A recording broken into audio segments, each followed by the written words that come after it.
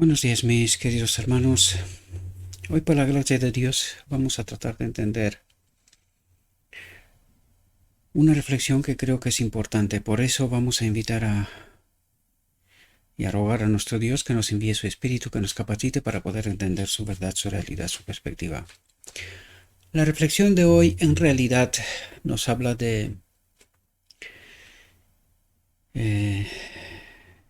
la última generación, sobre todo, de este carácter que ha de glorificar a Dios, ¿verdad? Por eso la reflexión está titulada Nuestro destino eterno se decide por nuestra trayectoria aquí. Y esto es muy importante porque mucha gente piensa distinto, ¿verdad? De este asunto, que vamos a pecar hasta que Cristo viene y en aquel momento pasará algún milagro, alguna cuestión. Pues ya vemos que el Evangelio una y otra vez nos habla de otra cosa, ¿verdad? Y fijaos lo que nos dice nuestra reflexión. Dice, no tenemos más que una probación en la que formar el carácter. Vaya, que empezamos bien con la voz, ¿no?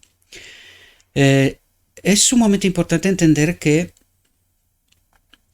Adán se equivocó una vez, ¿verdad? Una vez que Dios creó a Adán, a la humanidad, Adán se equivocó. Pero a través de Cristo se nos dio una oportunidad más. Por eso nos dice, no tenemos más que una aprobación en la que formar el carácter. O es ahora o nunca, ¿verdad? Dice, y nuestro destino depende de la manera en que lo formemos. Atentos porque es importante y atraigo la atención sobre esto. Dices, nuestro destino depende de la manera en que lo formemos. Cuando dice lo formemos es una obra conjunta. Porque nosotros tenemos que elegir, ¿verdad? Dios no puede elegir por nosotros. Y solamente cuando elegimos y bien, recibiremos poder, ¿verdad? Si elegimos mal, ya nos dirá la reflexión también, ¿verdad? Pues estaremos desprovistos de poder. Dice, los que en la tierra han formado caracteres que por la gracia de Cristo llevan el molde celestial, esto quiere decir, llevan el principio con el cual o en el cual funciona el reino de Dios, es decir, su espíritu en nosotros. Y para que entendamos esto y entender qué es el molde celestial, que es el carácter de Dios, es decir, la ley en nosotros y en todos los seres creados.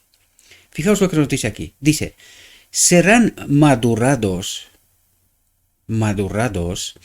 por la influencia de gracia, por la influencia, por la obra del Espíritu Santo, que ya sabemos que es Cristo mismo, ¿verdad? Para la recompensa eterna. Dice, recompensa eterna. ¿Cuál es la recompensa eterna? Dice, llegan a ser partícipes de la naturaleza divina. Claro, cuando nosotros hablamos aquí, mucha gente se queda confusa, ¿no? No entienden cuál fue la naturaleza de Adán. Cuando nosotros estamos hablando aquí, y por eso no entienden tampoco a Cristo, ¿verdad? ¿Cuál era la naturaleza del segundo Adán? Y la naturaleza del segundo Adán nos revela cuál era la naturaleza del primer Adán. Divino-humana. ¿Por qué? Pues justo por lo que nos está diciendo aquí. ¿Cuál es el premio por excelencia? ¿Cuál es la condición a donde Dios trata de llevarnos otra vez? ¿Qué es lo que ocurre en la boda del Cordero? Pues precisamente llegaremos a ser partícipes de la naturaleza divina. ¿Cómo? Por la obra del Espíritu Santo. Es decir, seremos restaurados a la condición de Adán en Edén. Claro, hoy le estamos hablando a la gente de esto y parece ser que estamos hablando de cosas extraterrestres. Pero el texto nos revela esta profunda realidad. Y por eso digo que no conocemos al auténtico Cristo. ¿Por qué? Porque no entendemos quién era. ¿verdad? Cuesta, y a la mayoría del cristianismo cuesta, incluso cuando decimos, no conocemos a este Cristo, mucha gente mira así de reojo y dice, vaya espabilado, ¿verdad? Pero la profunda realidad es esta. ¿Quién vino en la tierra? El hombre Cristo Jesús, en el cual habitaba la plenitud de la divinidad, es decir, era partícipe de la naturaleza divina. Eso es lo que trata de explicarnos. Y esto es precisamente el proceso a donde nos trata de llevar Cristo, ¿verdad? Por eso nos dice, nuestro destino eterno se decide por nuestra trayectoria aquí. Si llegaremos a ser partícipes de la naturaleza divina, es decir, preparamos este carácter junto con el Espíritu Santo, junto con Cristo, para entrar en la boda del Cordero y ser partícipes de la naturaleza divina, recibir la plenitud de la divinidad, ¿verdad? Del Espíritu. Y fijaos lo que nos dice a continuación. Dice, habiendo escapado de la corrupción que hay en el mundo por la concupiscencia. ¿De qué nos habla? Desde luego no de que pecamos hasta que Cristo viene, por supuesto que no, porque ¿cómo se escapa de la concupiscencia y de la corrupción? Habiendo escapado de la corrupción que hay en el mundo por la concupiscencia, pues dejan de pecar. ¿Y esto qué significa? Hemos tratado de hablar sobre este asunto. La gente no logra entender esta realidad, ¿verdad? O la niegan dando por imposible, porque claro, los maestros pues están peleando a muerte para demostrar que esto no es verdad, que esto no es real. Y esto demuestra que bien entendemos el Evangelio, ¿verdad? Y la obra de Cristo, la misión de Cristo, Cristo nuestra justicia hoy, el día de la expiación, es decir, cuando estamos diciendo que pecamos hasta que Cristo viene, en realidad estamos anulando el Evangelio. Tan alto y tan claro como esto. Porque el día de la expiación tiene como propósito precisamente erradicar el pecado del medio del pueblo de Dios. Este es el propósito del día de la expiación. Y resulta que este pueblo escogido por Dios pues no entiende ni su misión, ni el propósito, ni la obra de Cristo, ni experimenta. Sé que son palabras duras, pero como he dicho, aquí tratamos de entender la verdad. O entendemos esta verdad o no seremos partícipes del reino de Dios, que es lo que trata de explicarnos esta reflexión, ¿verdad? Son verdades tan profundas, tan importantes, ¿verdad? Tan reveladoras, que necesitamos comprenderlas. O perderemos esta nueva aprobación, esta nueva oportunidad que se nos ha dado, ¿verdad? Dice, la comprensión del hecho de que nuestros caracteres son semejantes a los de Cristo es lo que suscita el canto de alabanza y acción de gracias a Dios y al Cordero. ¿Por qué suscita esta alabanza y acción de gracias? Porque el hombre que acude a la boda del Cordero, que experimenta esta unión de lo humano y lo divino, ¿verdad? El matrimonio con Cristo, ¿verdad? Estudiamos todos esos textos. Solo puede glorificar a Dios, ¿verdad? Porque eso es lo que hace la última generación. Aquí nos habla de la última generación, en realidad. Lo único que nos queda es alabar, glorificar a nuestro Dios, ¿verdad? En vida y hechos. O sea, vida y hechos, bueno, es lo mismo en el fondo, ¿verdad? No solamente teórico, sino que es práctico, es una realidad. Y como consecuencia, glorificamos a Dios, ¿verdad? Reconocemos que sin su obra, sin Él, esto hubiese sido imposible. Nosotros no podemos hacerlo por nosotros mismos. Lo único que podemos hacer, y esto significa libertad, es elegir. Es lo único que podemos hacer, ¿verdad? Los que aprecian la bondad, la misericordia y el amor de Cristo, y al contemplarlo se transforman en su imagen, serán partícipes de la vida eterna. Ahora, nosotros deberíamos de pensar profundamente cuando decimos, nosotros no podemos, pecamos hasta que Cristo viene, y Cristo nos dice, al contemplarlo se transforman en su imagen, serán partícipes de la vida eterna. Es como decir, da igual que Cristo pecó o no pecó, seremos salvos, ¿no? Porque eso es lo que creemos nosotros. Pecamos hasta que Cristo viene, es decir, ¿a qué imagen nos transformamos? ¿A un Cristo santo sin pecado? ¿Y creemos que esto puede ser una realidad para nosotros? ¿Creemos a este Cristo? ¿O creemos a un otro Cristo y seremos transformados, o ya lo somos, a la imagen de un otro Cristo? ¿Verdad? Que peca indefinidamente, que necesita sangre, ¿verdad? Y una obra infinita, porque nosotros no podemos, ¿verdad? Dice, los atributos de su carácter son semejantes a los de Cristo.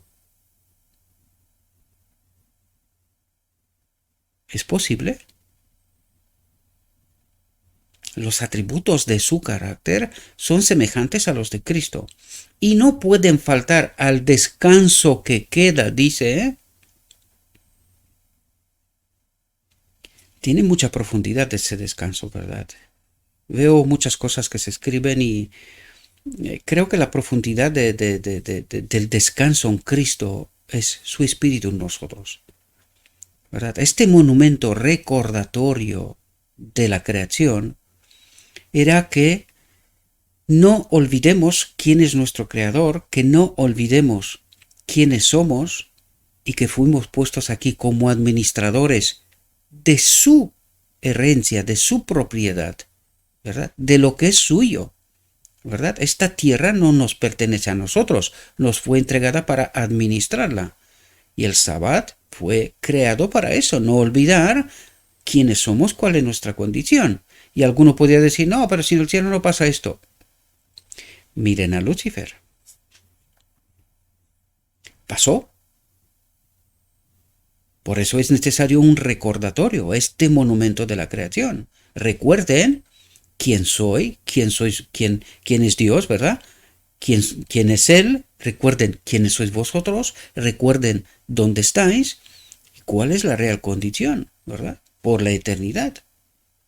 Dios se comparte a sí mismo con todos nosotros, pero nosotros hemos de reconocer de dónde viene la vida, de dónde viene todo, y que hemos de administrar las cosas según lo establecido por el mismo Dios, la única ley, el amor, ¿verdad?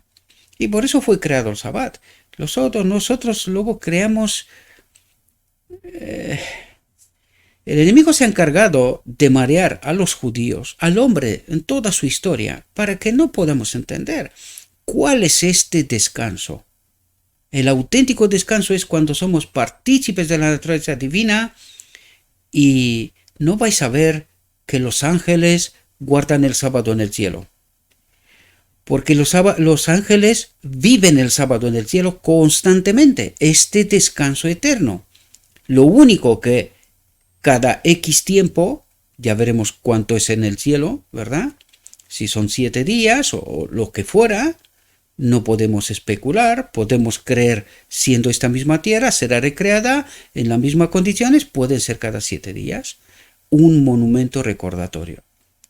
Con esto podemos estar de acuerdo, o sea, todo lo que estamos tratando de entender desde la dispensación judía, ¿verdad? Es real, son verdades, pero son verdades condicionadas, ¿verdad? Por el tiempo y por la obra. Cuando rechazaron a Cristo, rechazaron todo. Y nosotros tratamos de resucitar, no entendemos. Primero, el santuario es una parábola.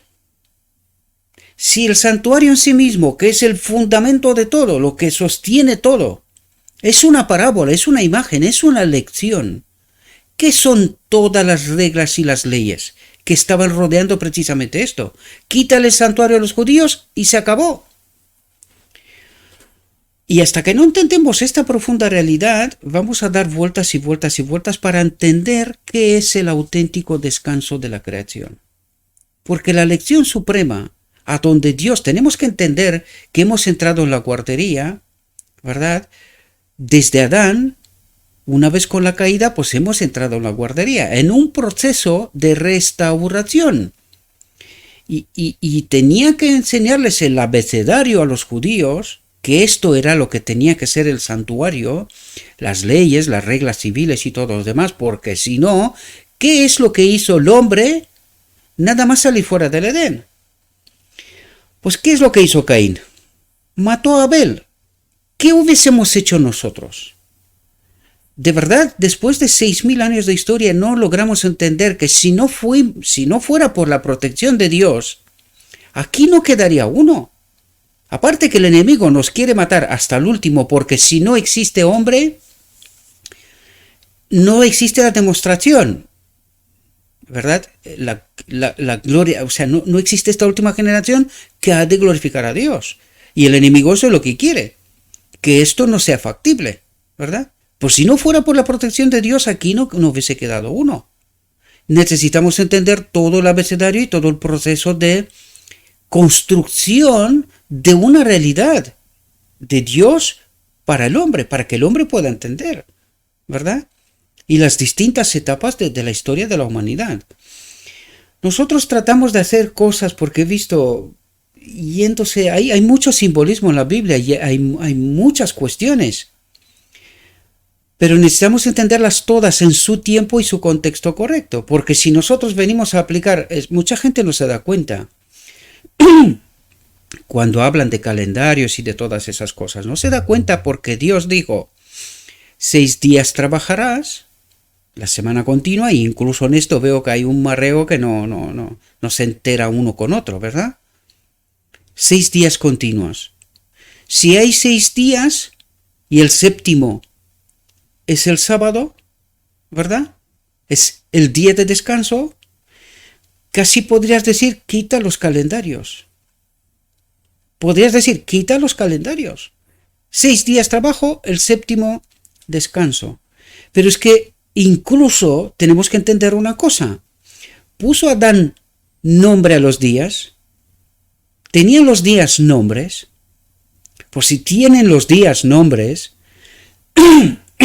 es como decir, si yo me voy a una isla, me voy con un barco, se hunde y me quedo en una isla 50 años. Nadie se entera de mí, nadie sabe de mí nada y nada por estilo. Después de 50 años alguien me encuentra y me pregunta, ¿cómo te llamas? Pues no me voy a llamar José. ¿A que sí? Me seguiré llamando Gabriel. Pregunto, si los días tienen nombres, ¿en qué momento se perdieron? Hubo intentos de cambiar los días, 8 días, 10 días. ¿Y cuando volvieron, a qué volvieron? Satanás hace de lo suyo, estoy absolutamente de acuerdo. Y con los calendarios también, los judíos probaron unos cuantos, ¿verdad? Cuando Cristo vino, ya había pasado unos cuantos cambios de calendario, ¿no? Por lo tanto, si los días tienen nombre, esto no se puede perder. Por mucho que tú lo intentes marear, lo que tú quieras, los días tienen el nombre que tienen. Y punto. Y es más, vayas al idioma que vayas. El sábado tiene su nombre en todos los idiomas, ¿verdad? Por lo tanto, necesitamos entender lo que Dios hizo en la creación, ¿verdad? Le puso a Adán que ponga nombre a todas las cosas. ¿Por qué se pone nombre? Para preservar una identidad. ¿Y cuándo se pierde esta identidad? Cuando aquello desaparece. ¿Ha desaparecido la semana de la creación? 6 días y el séptimo, el memorial de la creación, ¿ha desaparecido en algún momento? Hay constancia histórica que la Revolución Francesa lo intentaron hacer y quitar de por medio todo, 10 días y tal. ¿Qué hicieron? Retrocedieron, dándose cuenta de que era una aberración, que no funcionaba, que aquello era una locura. ¿Por qué? Y aquí teníamos que darnos cuenta. ¿Quién protege la semana? Es Dios. ¿Por qué vuelven de la Revolución Francesa? ¿Por qué vuelven para atrás? Porque se dan cuenta que sin la protección de Dios, Se estaban matando entre ellos. Ahí se estaban matando entre ellos. Por lo tanto, aquí hay lecciones profundas que necesitamos comprender. Aparte que no nos damos cuenta qué es lo que está intentando cambiar el enemigo de Dios. ¿Instaurar qué? El domingo. Si los calendarios son tan importantes para la vida real, ¿verdad? No estamos hablando de lo que simbólicamente representan, ¿verdad? No estamos hablando de esto desde perspectiva profética, sino que estamos hablando para nuestra vida real. Necesitamos entender que es Dios el que preserva la semana. Y el enemigo está tratando de cambiar el séptimo día en lugar de sábado o domingo. ¿Por qué lo está haciendo? ¿Por qué tanta pelea? ¿Por qué casi 2000 años ya? O sea, vamos camino de 1800 o 1700, 1800 años, o si no un poco más, que está intentando implementar el domingo. ¿Por qué lo está intentando? Si ya estamos perdidos, ya estamos mareados, si nosotros ya no sabemos ni cómo nos llamamos, ¿verdad? No sabemos en qué calendario vivimos sin todo esto. Y no nos damos cuenta que la última prueba consiste precisamente entre aceptar el sábado y el domingo, es decir, el séptimo día o el primer día de la semana. ¿Por qué está peleando el enemigo tanto si ya estamos mareados? Por eso el Espíritu Profecía no hace más referencia a este asunto. Y necesitamos entender, y ya me he ido a un tema que... Pero trato de explicaros, mis queridos hermanos, porque estamos mareados. O sea, las cosas son mucho más sencillas. Estamos mezclando la realidad con los símbolos, con las profecías, ¿verdad? Y no hay más, aparte de 2300 tardes y mañanas, no hay más cosas. Lo único que necesitamos entender es el paso del lugar santo al lugar santísimo y qué es lo que ocurre en el lugar santísimo. Y la referencia que se nos da después es que la última prueba, y ahí también nos da una lección, es una elección, árbol de la vida, árbol del conocimiento. En esta ocasión, ¿cómo son representados? Sábado y domingo. ¿A quién elegimos? A Dios, el Dios del sábado, el séptimo día de la creación, el memorial, que representaba a quién? A Dios.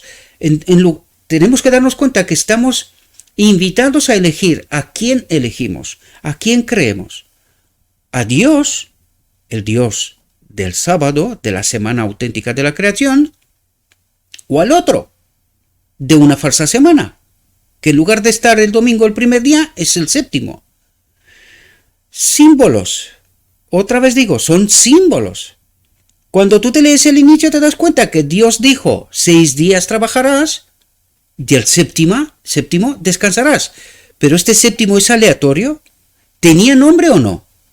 ¿Todos los días de la semana tenían nombres o no? Por lo tanto, ¿cuál era este séptimo día? ¿En qué momento se ha perdido este séptimo día? Nunca. Y demostrado, ¿verdad?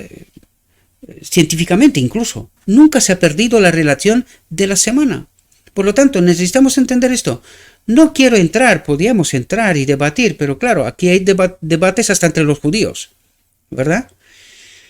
Por lo tanto, creo honestamente, y según lo escrito está el Espíritu y Profecía, que es un debate estéril. Es un debate estéril que no nos lleva a ninguna parte. ¿Por qué? Porque tratando de obedecer no sé qué tipo de calendarios y no sé qué tipo de cosas, sin entender que el santuario era una parábola, una lección objetiva para que el pueblo el hombre, el pueblo de Dios, entienda algo. Aparte que nos está diciendo que está en otra dispensación. ¿Qué nos dice esto?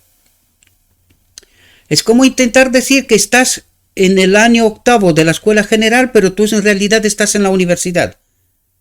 ¿Verdad? Es que estás en otra dispensación. La dispensación de la escuela general se acabó con los judíos. Ahora estamos en otra dispensación. Por lo tanto, lo de la primera dispensación se fue. Aquello se fue. No vas a estar aprendiendo el abecedario hasta la universidad. Es que esto es una locura. Es mucho más sencillo este asunto de lo que tratamos nosotros. ¿Qué hay simbolismos en las Escrituras? Pero si la vamos a estudiar en la eternidad, ¿qué creéis? Allí hay simbolismos y enseñanza para toda una eternidad. ¿No os parece?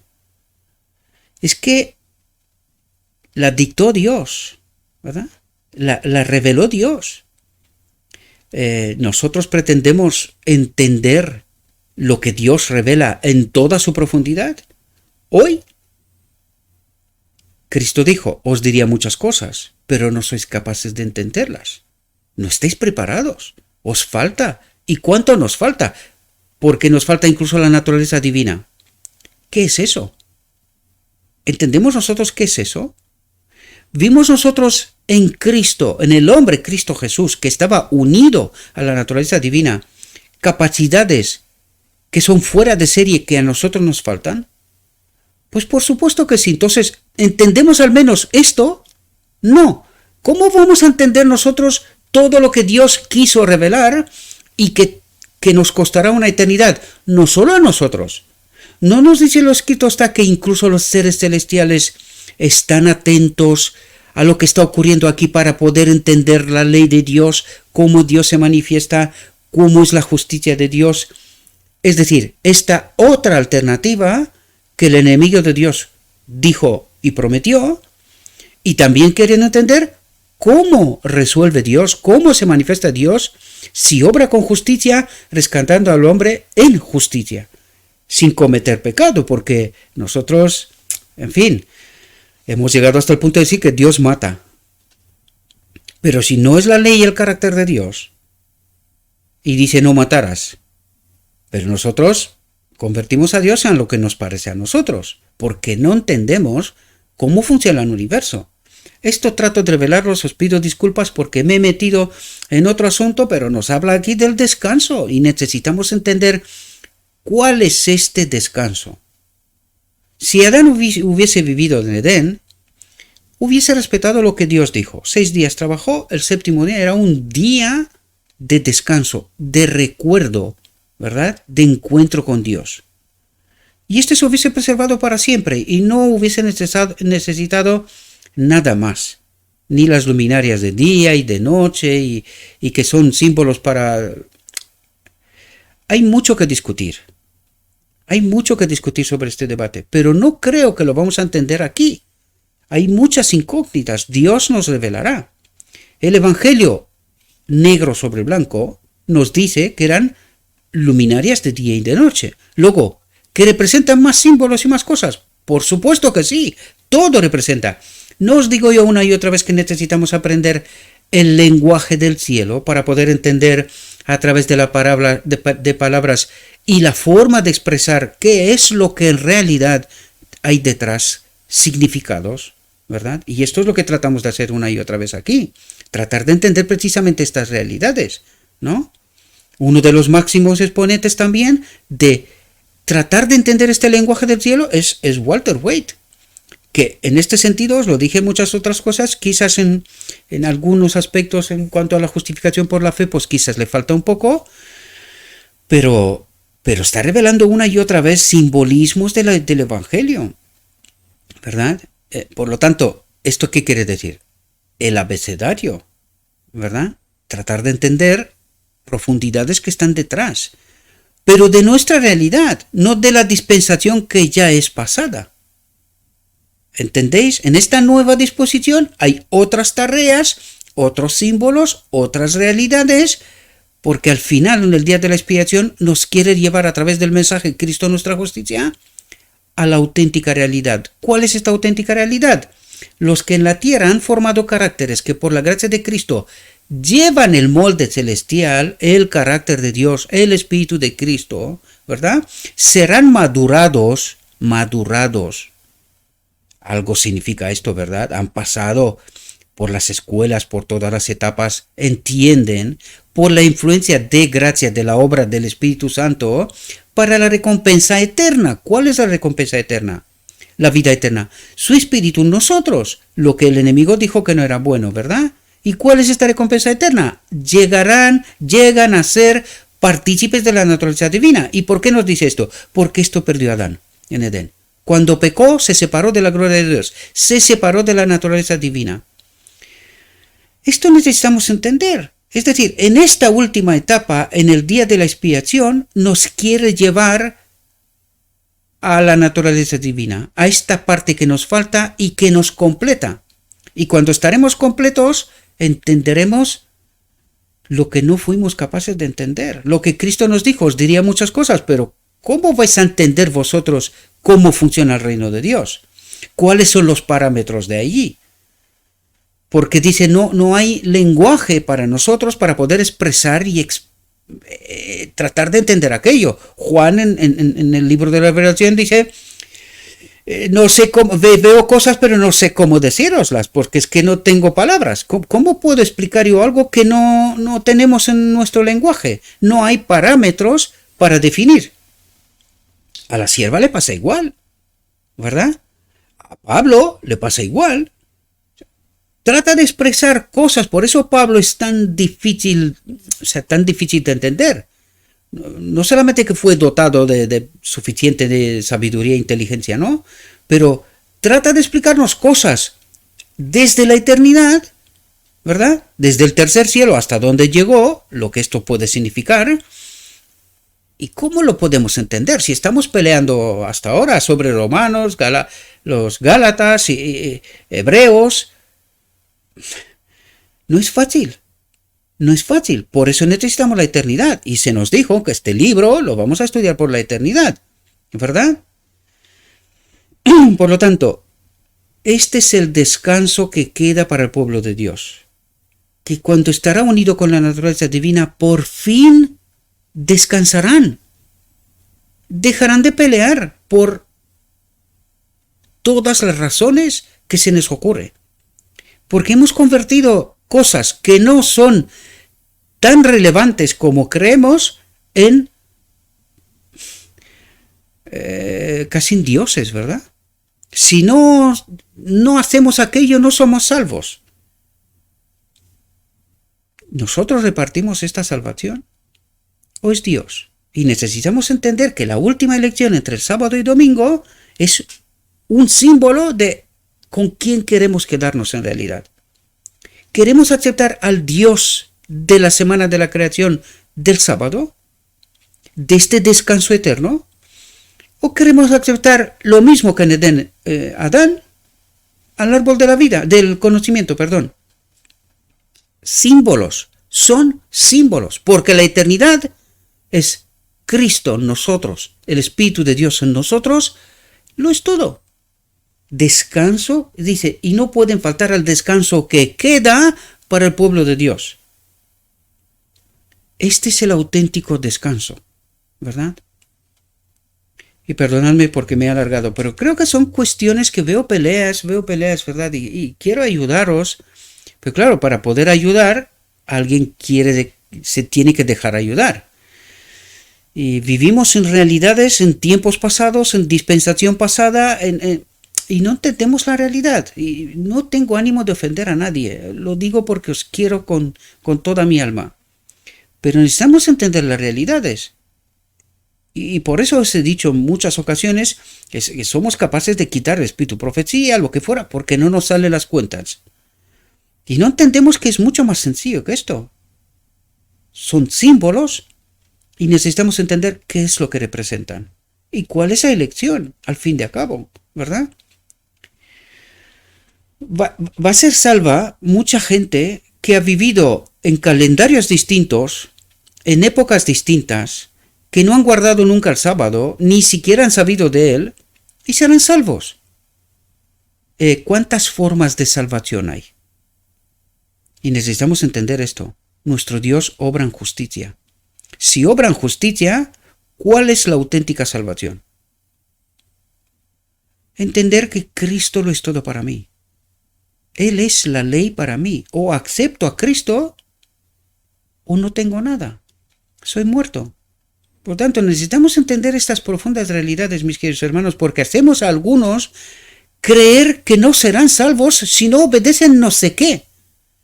Y miran las estrellas y las lunas y si ha habido nubes y no ha habido nubes y eclipse y no sé qué cosas. De verdad, maduremos. Eso es lo que digo, sin ánimo de ofender a nadie. Maduremos. Tratemos de entender, escuchar a Dios. Dejemos de escuchar a los judaizantes y por algunos veo que utilizan un vocabulario de los judíos. Amigos, ¿habláis hebreo? ¿Aramaico? ¿Lo habláis? Si lo habláis, habladlo todo. Y si no, callaos, porque si no sería como tratar de explicaros en español y utilizar palabras de rumano o del inglés si queréis. ¿Qué os parece? ¿Qué entenderéis? Dejad de ser niños, por favor. Esto no sirve de nada, utilizar el lenguaje del hebreo, por decirlo en el lenguaje actual, ¿verdad? ¿Porque creéis que sois interesantes? No, necesitamos entender las palabras en su profundidad, en su sentido, para entender un poco el contexto y qué es lo que quiere transmitir. Pero dejad de utilizar un lenguaje que no os pertenece. O habláis hebreo y habláis solo en hebreo, y dejad de jugar, hablad en español utilizando palabras del hebreo. Maduremos, ¿verdad? Dejemos de jugar jueguecitos, porque estamos confundiendo a la gente. La gente no logra entender. ¿O qué evangelio transmitimos nosotros? ¿Qué lenguaje utilizó Cristo? Necesitamos entender el profundo evangelio y el mensaje verdadero de Cristo, del auténtico Cristo, porque el falso hace cosas de esas raras. Y la gente se queda confundida. ¿Por qué creéis que cuesta tanto entender el evangelio? ¿Por qué hay tanto espabilado entre nosotros? Y perdonad por qué utilizo esta expresión, pero esto es lo que estamos haciendo. Estamos jugando con la mente de la gente, que no entiendan la realidad. Y luego nos preguntamos, ¿por qué somos tan poquitos? Pues ¿por qué será? Por muy listos que nos creemos. ¿Los judíos no hicieron lo mismo? Pues sí. ¿Cómo llamamos a los demás? Perros. ¿Y nosotros qué les decimos? No, nosotros somos muy elevados, muy titrados, muy teólogos, muy titulados y todo lo que queramos. Hablad el idioma que corresponda. Y punto. Y dejad de jugar con la mente de la gente. Tan sencillo como esto. Que os enfadéis, lo siento, os pido perdón, pero acepten la realidad. Por favor. Pero los que han desarrollado un carácter según el orden satánico no estarían en casa en el cielo. Y aquí nos revela una realidad tan profunda. Es decir, si nosotros desde aquí no experimentamos la conexión con lo divino, con Cristo, y que nos guste o no, ¿verdad? Hay gente que adora a Satanás porque así lo quieren. Pues muy bien, han hecho su elección, ¿verdad? Pues nosotros tenemos que probar a Cristo, experimentar a Cristo, ¿verdad? Y si nos gusta, pues seguirle. Si no nos gusta, pues dejamos de seguirlo, ¿verdad? Esto es lo que trata de explicarnos aquí. Nos dice, si nosotros no hemos experimentado a Cristo y pensamos que con este mensaje de este falso Cristo pecamos hasta que Cristo viene, Cristo hará un milagro y nosotros estaremos en el cielo. Lo primero que es falso, no es real, ¿verdad? Pero dice la suposición. Los que han desarrollado un carácter según el orden satánico no estarían en casa en el cielo. ¿Por qué? Porque están acostumbrados a vivir en un mundo como este. Y no en un mundo como en el cielo. Porque vamos a ver qué es lo que nos trata de explicar. Dice, el pecador, el egoísta, el apasionado acusador y el crítico serían miserables en el cielo. No se sentirían bien, porque allí nadie vive de esta manera. Por lo tanto, hemos de experimentar desde aquí una realidad del cielo y si nos gusta, sigamos, ¿verdad? Pero si no nos gusta, aunque nos meterían en el cielo, estaríamos los muy, muy raros. Esto es hipotéticamente, esto no va a ser real, ¿verdad? Pero esto es lo que trata de plasmar una imagen en nuestra mente que entendamos. Oye, o elegís a Dios, seguís a Dios con sus parámetros, o si no, no os gustará el cielo, por lo tanto, no entraréis. Eso es lo que trata de decir. Moriréis, porque no os va a gustar este reino de Dios. Y otro reino no hay, ¿verdad? No es posible, no es factible, porque sin Dios, ¿qué es lo que estamos haciendo? Pues lo que hizo Caín a Abel. Nos matamos. Esto es lo que pasa aquí. Nos matamos. Ahí no quedará ninguno. Lo he dicho muchas veces, pero no acabamos de creérnoslo. Vamos a ver qué es lo que pasa porque se están retirando los 4 ángeles. Vamos a ver qué es lo que pasa con la humanidad, porque siempre pospone que mañana será mejor, mañana será mejor. Lo muy raro es que los cristianos creen lo mismo. Yo no entiendo, o sea, nosotros queremos vivir aquí, queremos transformar este mundo en un mundo mejor, ¿y de quién es este mundo? O sea, lo que estamos haciendo nosotros es tratar de demostrar junto con el enemigo que este mundo es factible, que es bueno, que es posible. Y no nos damos cuenta de la profundidad de lo que estamos haciendo. Nosotros tratamos de hacer un mundo mejor aquí. Aquí, este es el reino de Dios. Necesitamos entender las profundidades del Evangelio, porque si no, ya os lo dije, consciente o inconscientemente, estamos eligiendo a un otro Cristo y estaremos en este tren que nos llevará directamente a la muerte. Necesitamos entender la verdad tal como nos la cuenta Dios, ¿verdad? Como nos la cuenta Dios.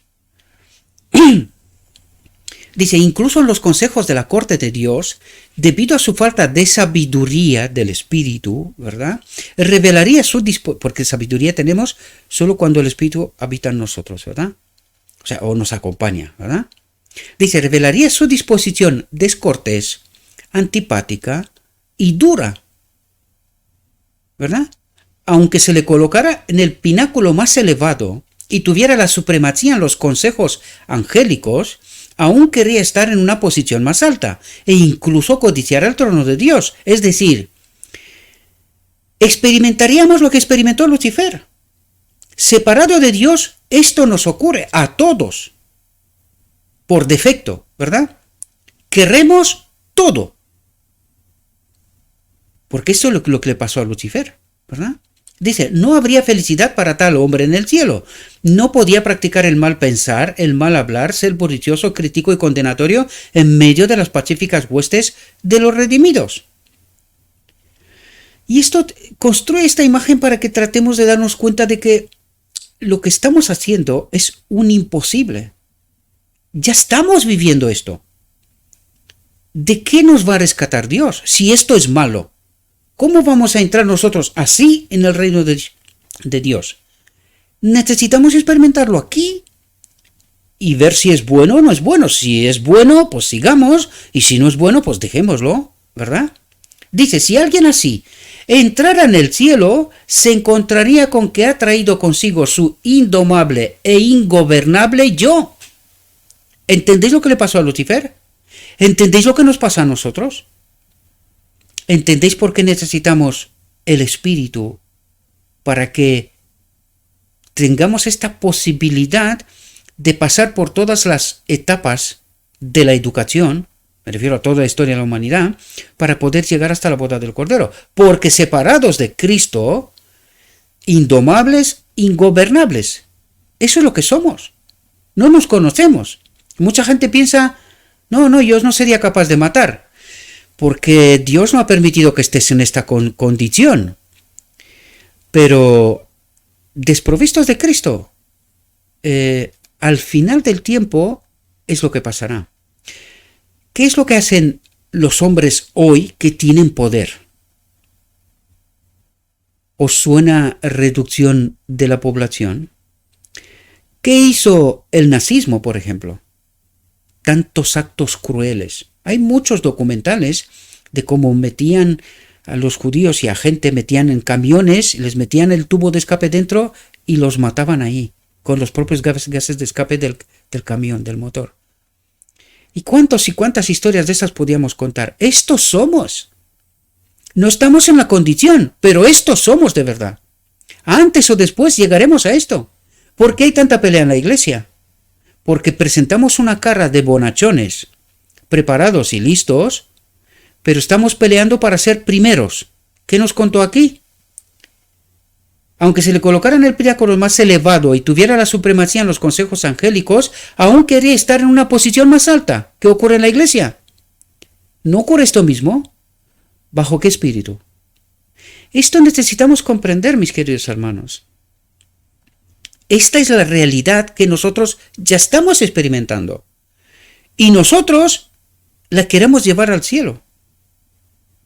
Pero esto es imposible. Esto es lo que nos trata Dios de decir. Chicos, es imposible.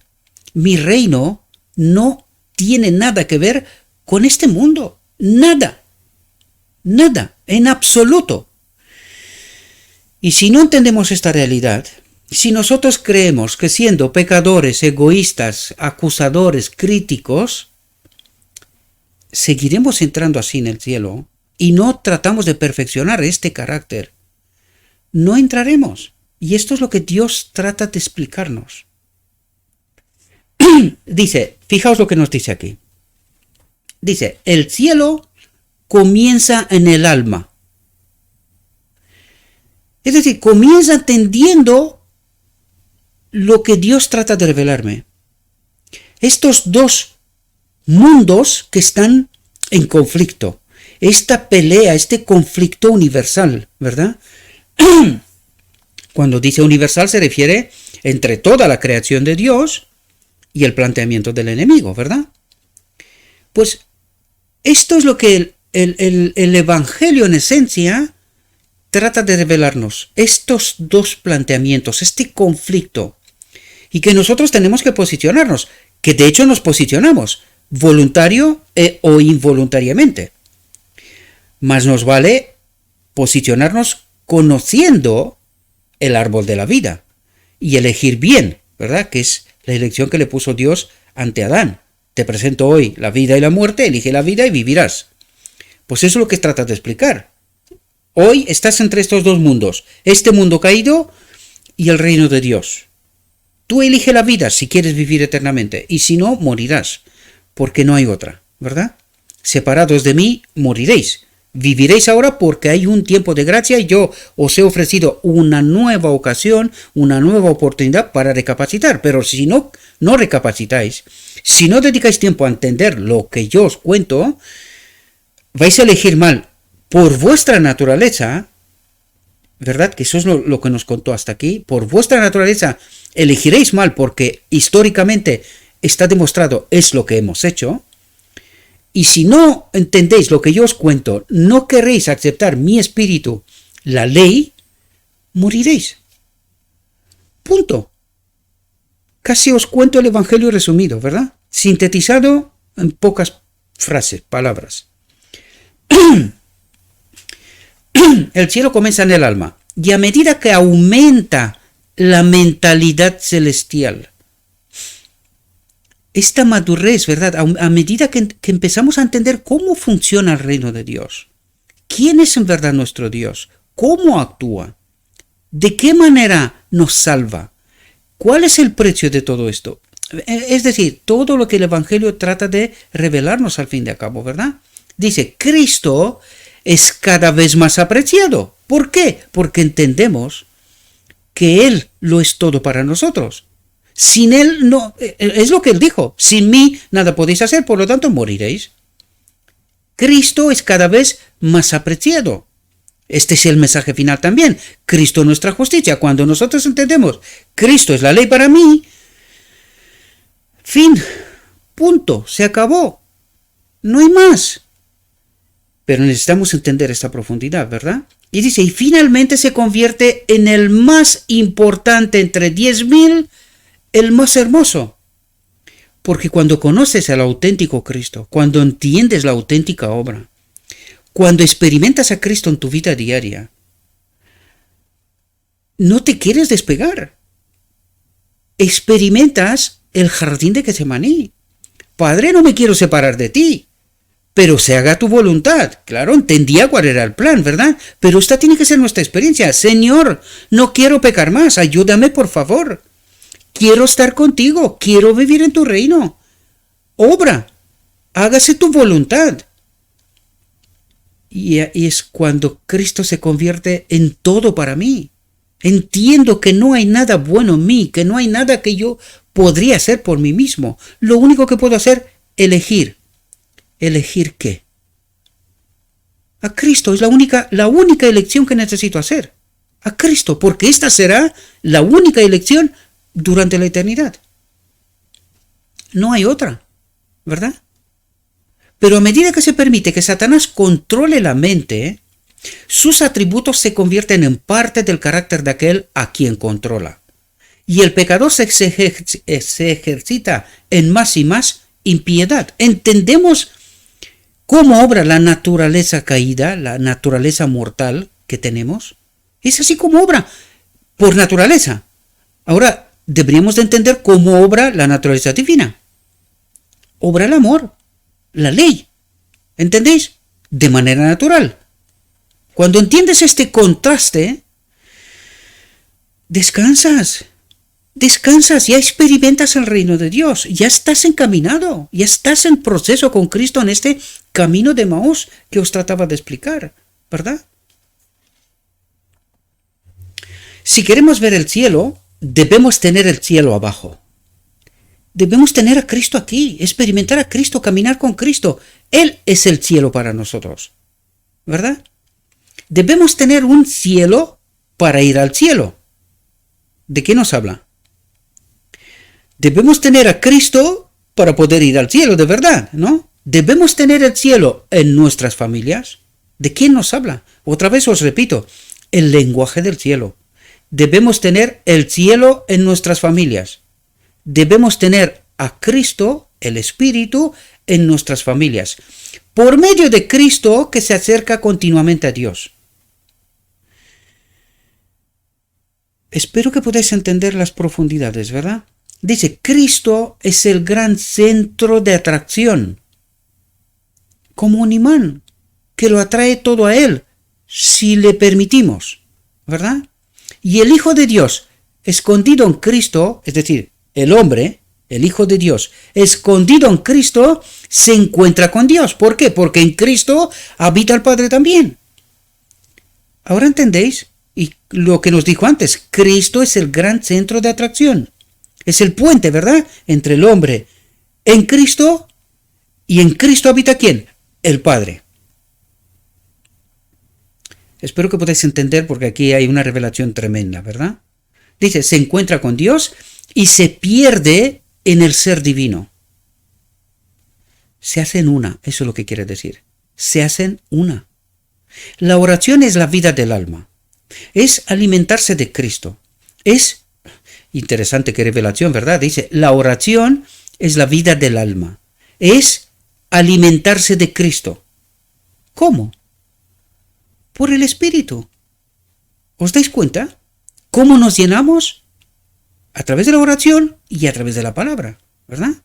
Dice, es volver nuestro rostro plenamente hacia el sol de justicia, hacia Cristo, ¿verdad? Cuando volvemos nuestro rostro hacia Él, Él vuelve su rostro hacia nosotros. Y aquí hay un mecanismo revelado. Perdonadme un momento.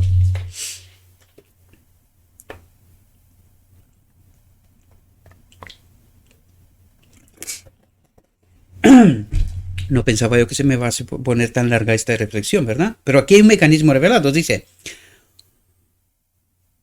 cuando volvemos nuestro rostro hacia Él, Él vuelve su rostro hacia nosotros.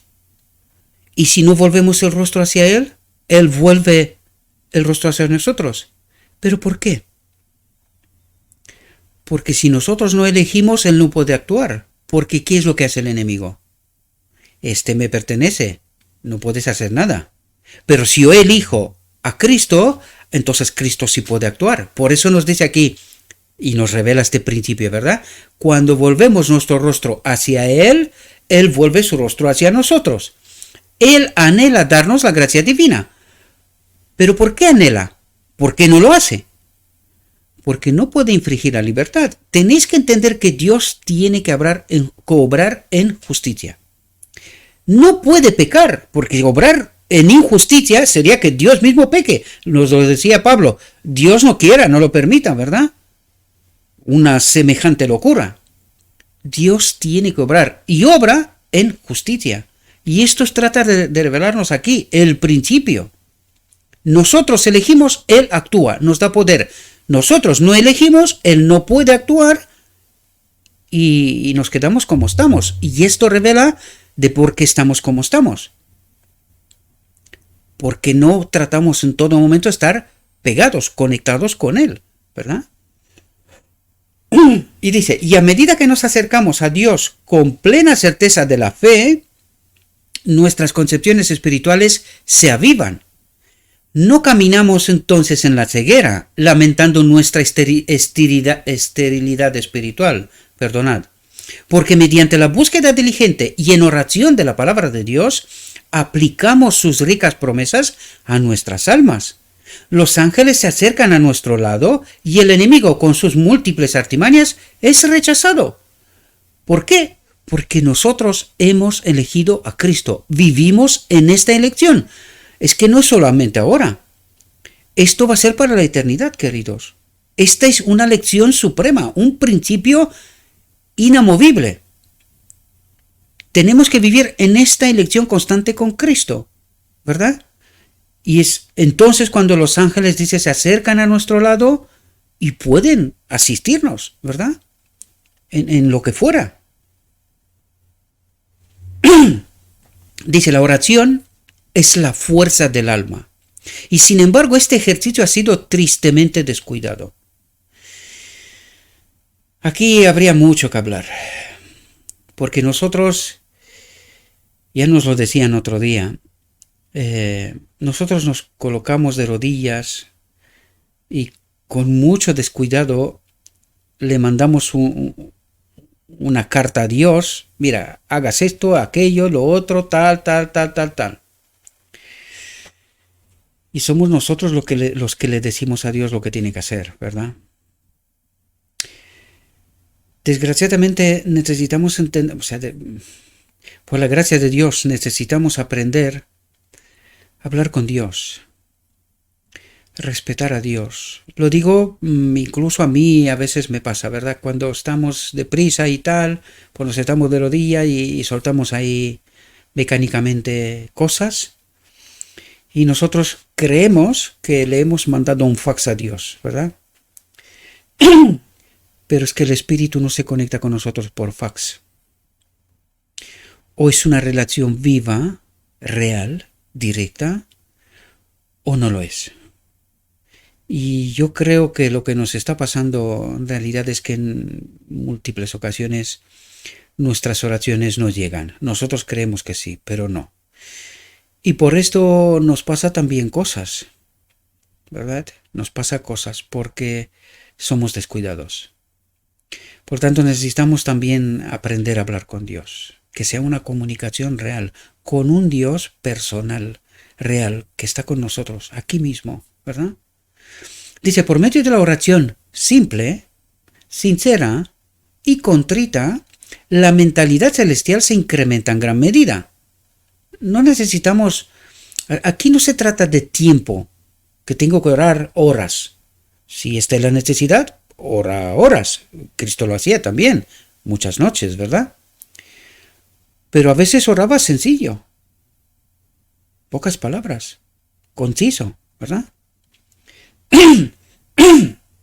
Porque algunos se ponen a orar y dicen cosas ahí seguidas y hemos orado, ¿verdad? Y además para que le vean también. Hay momentos y momentos y necesitamos entender cuál es el momento y qué es lo que corresponde para el momento, ¿verdad? Por eso nos dice, por medio de la oración simple, no, sin flores, sin historias. Dios no necesita eso. Dios lo que necesita es que yo entienda y que quiera que Él actúe, ¿verdad? Ningún otro medio de gracia puede ser sustituido y conservar la salud del alma, dice. La oración pone al alma en contacto inmediato con el manantial de la vida y fortalece el nervio espiritual y el músculo de nuestra experiencia religiosa, porque vivimos por la fe viendo al que es invisible. Si se descuida el ejército de la oración o se reza espasmódicamente, de vez en cuando, según se considere conveniente, se pierde la conexión con Dios. Y nosotros hemos hablado de esto en muchas ocasiones, porque nosotros damos por hecho que tenemos el Espíritu Santo, por el simple hecho de que estamos en la iglesia. No entendemos la palabra de Cristo. Cristo le dijo a todo un pueblo que están adorando a un otro Dios. Cuando le dice vuestro padre Satanás, ¿qué está diciendo? Estáis adorando a Satanás, eso es lo que está diciendo. ¿Y nosotros qué decimos? Que no, que nosotros tenemos el Espíritu Santo. ¿En serio? ¿Y los frutos? Necesitamos comprender, estoy hablando de principios, no estoy condenando a nadie, quiero que se entienda bien lo que trato de decir. Principios, ¿verdad? Conceptos. Y eso es lo que trata de revelarnos. Necesitamos ser estables en esta relación, ¿verdad? Dice, la vida cristiana se vuelve seca y las facultades espirituales no tienen vitalidad. La experiencia religiosa carece de salud y vigor. Hay una tendencia creciente a sustituir la palabra de Dios por YouTube, o por los pastores, o por cualquier otra cosa. Queridos, todas las cosas tienen que estar en su sitio. La palabra de Dios es lo primero. Es el fundamento. Porque luego si no entiendo la palabra de Dios y escucho a alguien como yo en YouTube y no tengo los fundamentos correctos, pues tengo un problema. Porque es que me voy según los vientos de doctrina. Por eso estamos tan mareados y tan confundidos. ¿Que no sabe el enemigo cómo jugar con nosotros? Claro. ¿Por qué? Pues porque no tenemos el fundamento correcto. ¿Verdad? Cristo en palabra, Cristo en espíritu. Y esta comunicación verbal continua con Él, ¿verdad? Y nos vamos, lo que tratamos de hacer no es porque YouTube sea malo, Facebook o cualquier otra cosa, ¿no? También en su contexto correcto, ¿no? Pero nosotros tratamos de recortar el camino. Oye, hay mucho que estudiar, hay mucho que hacer. Es mejor que me lo explique un otro, ¿no? Pues no. Primero, tengo que sentar los fundamentos. Para que luego yo pueda entender, cuando Gabriel abre la boca, a ver, este idiota que me está soltando, ¿me engaña o me está diciendo verdades? Y esto necesitamos entender, que necesitamos primero los fundamentos y luego escucharnos unos a otros. Pero esto es luego, porque Dios se revela, ¿verdad? De muchas maneras. ¿Entendéis? Por lo tanto, primero la palabra. Luego podemos escuchar a otros, cuando ya tenemos fundamentos. Pero si vamos primero a los hombres, esto es justo el error que trata de destacar. Hay una tendencia creciente a sustituir la palabra de Dios por los escritos y dichos de los hombres. Por libros, yo escuché, hace un tiempo atrás, hace unos años atrás, escuché a un líder de iglesia que vino con un libro de un hombre, ¿verdad? De un hombre, y trataba de explicarle a la iglesia los tiempos finales, los eventos finales, con un libro de un hombre. Se te pone el pelo de punta, ¿verdad? Pero, ¿qué le pasó a la Biblia? ¿Qué le pasó al Espíritu de Profecía? Que no nos basta, ahora necesitamos que nos explique un hombre cómo están las cosas. Esto es una locura, queridos, y esto es lo que nuestro Dios trata de decirnos. Cuidado, que hay mucho falso maestro, que él mismo está engañado, no quiero decir que alguien lo está haciendo a propósito, o quién sabe, él sabrá, de todo hay, ¿no? Pero cuidado cuando escuchéis a quien escuchéis, ¿verdad? No podemos ser confiados en nadie, ni siquiera, ya os lo conté en otro día, uno no puede confiar en uno mismo, porque te sorprendes a ti mismo haciendo elecciones o con cosas que nos pasan a diario o no tanto, ¿no? Y uno se sorprende, ¿he hecho yo esto? ¿He dicho yo esto? ¿He elegido yo esto? ¿Entendéis? Pues esto es lo que trata Dios de decirnos. La palabra es segura, la palabra de Dios, ¿verdad? La Biblia y el Espíritu Profético, el testimonio, son seguros. Allí tenemos que ir. Y eso es lo que tratamos de hacer en realidad, ¿verdad?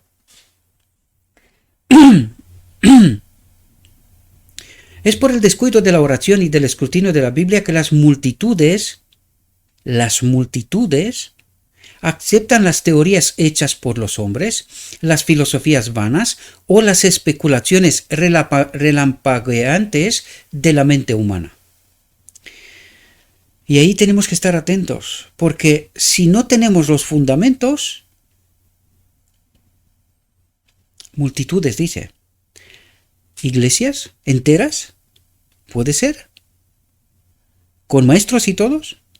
El Espíritu de Profecía nos dice que al final se perderán maestros con sus iglesias, o sea, iglesias y sus maestros, o sea, todas se perderán. ¿Por qué?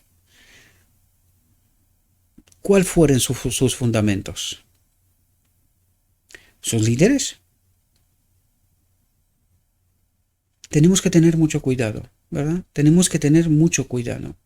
Dios nunca quiso que el alma se alimentara con las tradiciones y especulaciones de la invención humana. La imaginación debe aspirar a un vuelo más alto de lo que la capacidad humana puede originar, pues la mente debe ascender a la fuente de toda sabiduría, a Cristo en espíritu, que se nos revela, ¿verdad? Las almas que nos rodean están hambrientas del pan de vida, del espíritu, de la verdad, ¿verdad? La verdad sin contaminar, hambrientas del agua viva, clara como el cristal que fluye del trono de Dios y del Cordero, del espíritu, ¿verdad? Pero a estas pobres almas se les niega el pan de vida. Dice, se les niega. ¿Tendrá algo que ver con lo que está pasando en las iglesias hoy? Cuando se trata de proclamar la verdad, lo escrito está. Y las iglesias, o sea, los líderes, con la iglesia misma, eligen echarlos fuera. Por el simple hecho de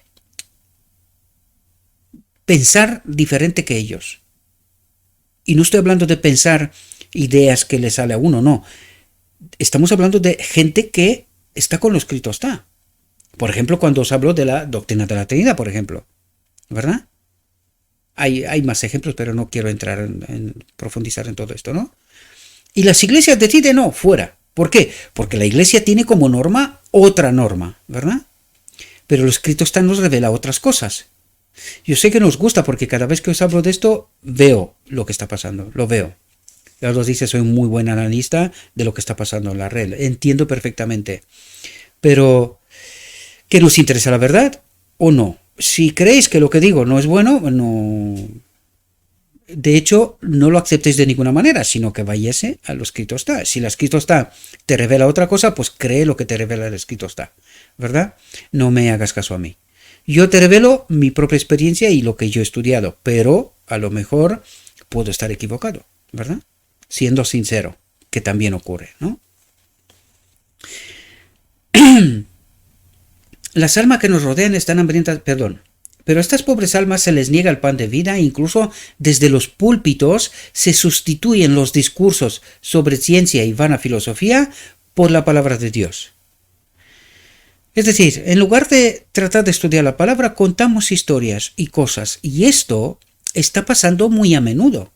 Es una dinámica que tú ves que todo el mundo trata de demostrar de lo elocuente que es, de lo listo que es, de lo preparado que es, de lo leído que es. Pero si tú te vas, preparas un PowerPoint, un material, con esta misma reflexión, y tratas de estudiar la palabra por palabra, te echan fuera. Se aburren, tienen sueño y cosas por el estilo. ¿Y qué nos dice Dios? Que esto deberíamos de estudiar, esto deberíamos de tratar. ¿Por qué Dios nos revela esta realidad? ¿Qué es lo que trata de transmitir? Para no estar confundidos. ¿Qué hemos hecho nosotros? Alguien nos enseñó otra forma de predicar, donde se exalta al hombre, al orador, ¿verdad? Al que presenta el tema. Se exalta a sí mismo, por elocuente, por preparado, por espabilado, por muchas otras cosas. Cuando en realidad deberíamos de ser nosotros nulos y que resalte la palabra. Pero esto nos aburre, no nos gusta. Lo digo porque lo he hecho en mi iglesia Y hay quien le gusta y hay quien no le gusta, ¿verdad? Es una realidad, eso trato de explicarlos, ¿verdad? Es la palabra de Dios la que es como un alimento puro, completamente aventado de toda la paja de las incertidumbres y suposiciones humanas. Y es desde ahí donde tenemos que extraer la verdad, dice, aventada de toda la paja, de todo lo que no vale. Es ahí donde encontraremos la verdad, ¿verdad? Comparando texto con texto y llegando a las conclusiones correctas. Dice, solo la gracia de Dios puede vitalizar y refrescar el alma. La preciosa y segura palabra de la profecía revela al que busca la verdad. Otro principio. La preciosa y segura palabra de la profecía revela al que busca la verdad las riquezas de la gracia de Cristo, de la obra de Cristo, ¿verdad?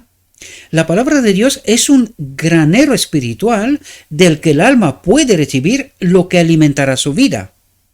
En la lectura de la palabra de Dios encontramos doctrinas, preceptos, promesas, amonestaciones, exhortaciones y palabra de aliento que satisfarán el caso de emergencia de toda mente humana. Aquí el hombre de Dios puede estar completamente preparado para todas las buenas obras, porque toda la escritura es inspirada por Dios. Toda la escritura es inspirada por Dios. ¿Qué escritura? ¿Solo la Biblia? Atentos, porque Dios se revela de muchas maneras y necesitamos entender bien también estos asuntos, ¿verdad? La Biblia y el Espíritu Profecía, porque también es palabra de Dios. Lo que pasa es que nosotros, alguien nos está colocando fronteras, esto sí, esto no, y esto sí, porque sí, y el otro no, porque no, ¿verdad? Y es útil para enseñar, para reprender, para corregir, para instruir en la justicia, a fin de que el hombre de Dios sea perfecto, completamente preparado para toda buena obra. Porque todo lo que se ha escrito antes, se ha escrito para nuestra enseñanza, a fin de que por la paciencia y el consuelo de las Escrituras tengamos esperanza. Pero tú, hombre de Dios, huye de estas cosas y sigue la justicia, la piedad, la fe, el amor, la paciencia y la mansedumbre. Pelea la buena batalla de la fe, echa mano de la vida eterna, a la que también has sido llamado y has profesado una buena profesión ante muchos testigos. Guarda lo que se te ha encomendado, evitando las charlas profanas y vanas y las oposiciones de la ciencia falsamente llamada, que algunos profesan errando respeto a la fe. Tampoco prestes atención a las fábulas y a las genealogías interminables que ministran cuestiones en lugar de la edificación piadosa que es en la fe. Ahora bien, el fin del mandamiento es la caridad de un corazón puro y de una buena conciencia y una fe no fingida. Si entendéis lo que dice aquí, el fin del mandamiento, el fin de la ley, ¿verdad? Porque si tienes a Cristo, ya lo tienes todo, ¿verdad? De la cual algunos, habiéndose desviado, se han desviado a vanas charlatanerías, queriendo ser maestros de la ley, sin entender lo que dicen ni lo que afirman. Y de estos hay muchísimos. Esta misma mañana veía a uno que decía que te inscribas en las escuelas de profetas para que seas profetas de Dios con título y que tiene 300 euros por precio. Digo que astuto es el Satanás, ¿verdad? Y que ignorantes somos nosotros. Profeta de Dios por precio, ¿verdad? Habiéndose desviado, se han desviado a vanas charlatanerías, queriendo ser maestros de la ley sin entender lo que dicen ni lo que afirman. Y sin controversia, grande es el misterio de la piedad. Esta instrucción es vital, dice, y puede ser considerada con provecho. Debemos confiar en la palabra de Dios y no en las afirmaciones o especulaciones de la filosofía humana. El alma ha de ser alimentada por la palabra pura y no adulterada de Dios. Y esta es la clave. Esto es donde más trabaja el enemigo. Adulterar la palabra de Dios de tal manera que estemos confundidos. Y es justo lo que está pasando. Ahora estamos en pleno Armagedón, la batalla por nuestra mente. ¿A quién creemos? ¿verdad? Y mediante una búsqueda perseverante, el estudiante de la Biblia encontrará un festín de cosas gordas, un festín de vinos en las lías, de cosas llenas de médula, de vinos en las lías bien refinados. Entonces, el lenguaje del corazón, es interesante cómo expresa aquí, el lenguaje del corazón. ¿Hay un lenguaje celestial también? Que os trato de explicar una y otra vez, pues necesitamos entender, ¿verdad? Dice, entonces, el lenguaje del corazón será, fueron halladas tus palabras y las comí, y tu palabra fue para mí el gozo y la alegría de mi corazón.